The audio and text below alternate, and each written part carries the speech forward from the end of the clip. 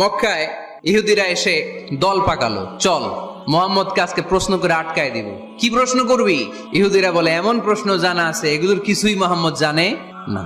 ইহুদিরা এসে হাজির, মোহাম্মদ আমরা কালিমা পড়ে মুসলমান হব। আল্লাহ রাসূল তো মহা খুশি, তবে শর্ত আছে। কি শর্ত? 3টা প্রশ্নের উত্তর দিতে পারলে লাইন ধরে আমরা সব কালিমা পড়ে ফেলবো। কোন 3টা প্রশ্ন বলো? মোহাম্মদ বলো তো রুহু কারে বলে? আসহাবে কাহাফ সম্পর্কে কি জানো?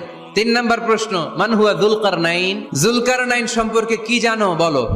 আল্লাহ রাসূল সাল্লাল্লাহু আলাইহি ওয়াসাল্লাম বললেন গাদান উজিবুকুম, আগামীকাল উত্তর দিব।